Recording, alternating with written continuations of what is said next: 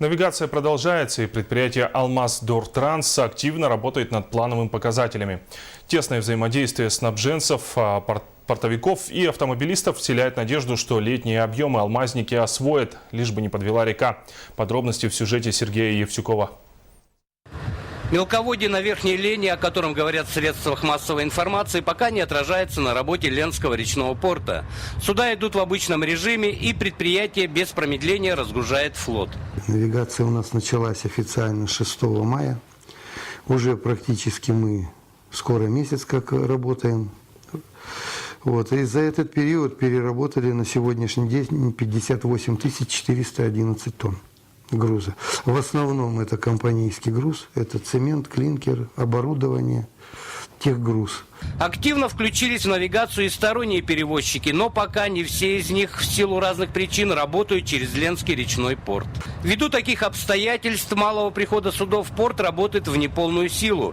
Нижняя причальная стенка пока не задействована до сегодняшнего дня.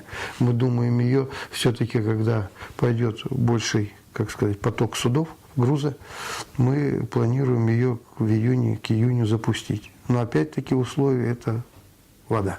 Уровень воды, конечно, главное условие. Это прекрасно понимают и смежники речного порта, автопредприятия производственного управления, готовы ежедневно, согласно заявке, поставлять под обработку необходимый транспорт. Для нас сейчас летом выделение машин в речпорт – это приоритетное направление. Мы заявку закрываем, естественно, 100%, все, что требует речпорт.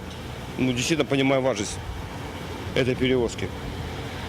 В этом году с мая месяца мы отработали уже ориентировочно 2000 машиночасов в речном порту. Грузы традиционно идут во всех летних направлениях, на базовом МТС и площадке компании по круглогодичке. Водители к такому режиму работы привыкшие. Я постоянно работаю в речпорту, и работы довольно-таки хватает. Груза в основном возим на МТС. Вся надежда на навигацию. Чем больше груза, тем больше нам работы. Будут ли грузы и работа, покажет время. Все зависит от уровня воды в Лени. Пока же предварительные прогнозы настораживают. Но по сведениям гидрологов, из-за прошедших дождей в последнее время вода поднялась. И остается надежда, что большинство материалов завезут в течение первых месяцев навигации.